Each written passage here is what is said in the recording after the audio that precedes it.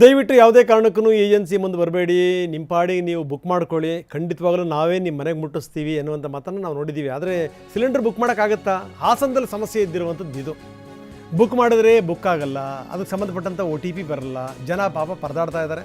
Hasanamba Indian gas ಮುಂದೆ, gas agency ಮುಂದೆ ಅವ್ರು ಬಂದು ನಿಂತಿದ್ದಾರೆ. ಇಂಥ ಸ್ಥಿತಿ, ಬುಕ್ ಮಾಡಿದವರಿಗೆ ಗ್ಯಾಸ್ ಸಿಲಿಂಡರ್ ಕೊಡ್ತಾ ಇಲ್ಲ. ಏನು ಮಾಡಬೇಕು? ಅವ್ರದ್ದು ಆರೋಪ ಇಷ್ಟನ್ನೇ, ಕಾಳಸಂತೆಯಲ್ಲಿ ಮಾರಾಟ ಆಗ್ತಾ ಇವೆ. ದಯವಿಟ್ಟು ವ್ಯವಸ್ಥೆ ಇಂಥದ್ರ ಕಡೆ ನೋಡಬೇಕು.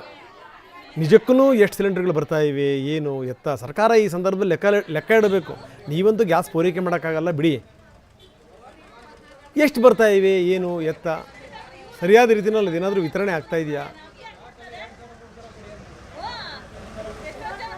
ನಮ್ಮ ಪ್ರತಿನಿಧಿ ಮಂಜುನಾಥ್ ಅದರ ಜೊತೆ ಮಾತಾಡಿದ್ದಾರೆ, ಬನ್ನಿ ಏನು ಹೇಳ್ತಾರೆ ನೋಡೋಣ.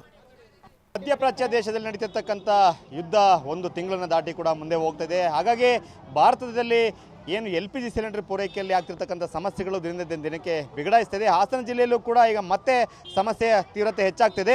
ಹಾಸನದ ಏನು HS ಪ್ರಕಾಶ್ ರಸ್ತೆಯಲ್ಲಿರ್ತಕ್ಕಂಥ ಇಂಡಿಯನ್ ಗ್ಯಾಸ್ ಸಮೀಪ ನೂರಾರು ಸಂಖ್ಯೆಯಲ್ಲಿ ಜನರು ಜಮಾಯಿಸಿದ್ದಾರೆ, ನೋಡ್ತಾ ಇದ್ದೀವಿ.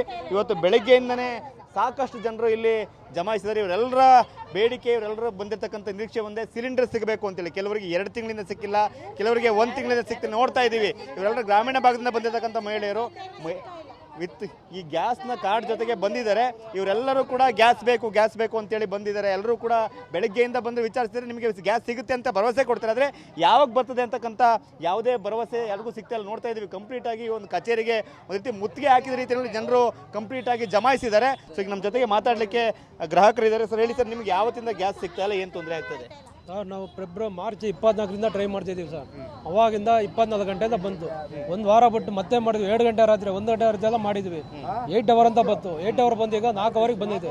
4 ಅವರ್ ಬಂದು ಕೇಳಿದ್ರೆ ಇವ್ರು ಏನು ಹೇಳ್ತಾರೆ, ಬರುತ್ತೆ DSC ನಂಬರ್ ಬಂದರೂ ಸಿಲಿಂಡರ್ ಕೊಡ್ತಾ ಇಲ್ಲ, ಅವ್ರಿಗೂ 5 ದಿವಸ ಬರುತ್ತೆ ಹೋಗಿ ಅಂತ ಕಳಿಸ್ತಿದ್ದಾರೆ. ನಮ್ದು ಯಾಕೆ ಹಿಂಗೆ ಆಯ್ತು ಅಂದರೆ KYC ಆಗಿದೆ ಅಂದ್ರೆ KYC ಎಲ್ಲ ರನ್ನಿಂಗ್ ಇದೆ.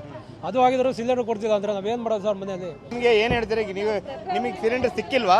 ಇಲ್ಲ ಸರ್, ಸಿಕ್ಕಿಲ್ಲ. ನಾವು 2 ತಿಂಗಳಿಂದ ಇದು ಮಾಡ್ತಾ ಇದ್ವಿ, ಟ್ರೈ ಮಾಡ್ತಾ ಇದ್ವಿ. 1 ಗಂಟೆ ಹತ್ರ, 2 ಗಂಟೆ ಹತ್ರ, 3 ಗಂಟೆ ಹತ್ರಕ್ಕೆಲ್ಲ ಟ್ರೈ ಮಾಡ್ತಿದ್ವಿ. ಬುಕ್ ಆಯ್ತಾ ಇಲ್ಲ. ನಾವು ಬೆಳಗ್ಗೆ 7 ಗಂಟೆ ಕೆಲಸಕ್ಕೆ ಹೋಗ್ಬೇಕು, ಬಂದು ಸಾಯಂಕಾಲ 7 ಗಂಟೆಗೆ ಬರ್ತೀವಿ. ಏನು ಮಾಡೋಣ ಸರ್? ನಾವು ಮಕ್ಳ ಮನೆಗೆ ತಿಂಡಿ ಏನು ಮಾಡ್ಕೊಂಡು ಹೋಗೋಣ, ಅಡುಗೆ ಏನು ಮಾಡೋಣ, ಮನೇಲಿ ನಾವು ಕೂಲಿಗೆ ಹೋಗೋಣ, ಸೌದೆನ ತರೋಣ. ಹೋದ ತಿಂಗಳು 14ನೇ ತಾರೀಕಲ್ಲಿ 1:15 ಗಂಟೆ ರಾತ್ರಿ ನೈಟು 1:15 ಗಂಟೆ 55 ನಿಮಿಷದಲ್ಲಿ ಮಾಡಿದ್ದೀನಿ. ಸಿಲಿಂಡರ್ ಬುಕ್ ಆಗಿಲ್ಲ ಅಂತ ಹೇಳ್ತಾರೆ. ಯಾರಿಗೂ ಕೂಡ ಸಿಲಿಂಡರ್ ಸಿಗ್ತಾ ಇಲ್ಲ. ಕೆಲವ್ರದ್ದು KYC ಪ್ರಾಬ್ಲಮ್ ಇದೆ ಅಂತ ಹೇಳ್ತಾರೆ. ಆದರೆ KYC ಸಮಸ್ಯೆ ಸರಿ ಮಾಡಿದರೂ ಕೂಡ ಜನರಿಗೆ ಸಿಲಿಂಡರ್ ಸಿಗ್ತಾ ಇಲ್ಲ. ಸೊ ಆಕ್ರೋಶವನ್ನು ಜನರು ವ್ಯಕ್ತಪಡಿಸ್ತಾ ಇದ್ದಾರೆ. ಇಲ್ಲಿ ಇಷ್ಟು ದೊಡ್ಡ ಸಂಖ್ಯೆಯಲ್ಲಿ ಜನರು ಸೇರಿರ್ತಕ್ಕಂಥದ್ದು. ಸೊ ಸಿಲಿಂಡರ್ ಸಿಗ್ತಾ ಇದೆ ಅಂತೇಳಿ ಅಧಿಕಾರಿಗಳು ಹೇಳ್ತಾ ಇದ್ರು ಕೂಡ, ಆದರೆ ವಾಸ್ತವದಲ್ಲಿ ಸಾಕಷ್ಟು ಜನರಿಗೆ ಸಿಲಿಂಡರ್ ಸಿಗ್ತಾ ಇಲ್ಲ. LPG ಸಿಲಿಂಡರ್, ಗೃಹ ಬಳಕೆಯ ಸಿಲಿಂಡರ್ ಸಿಗ್ತಾ ಇಲ್ಲ ಅಂತಕ್ಕಂಥ ಆಕ್ರೋಶ ವ್ಯಕ್ತ ಆಗ್ತಾ ಇದೆ.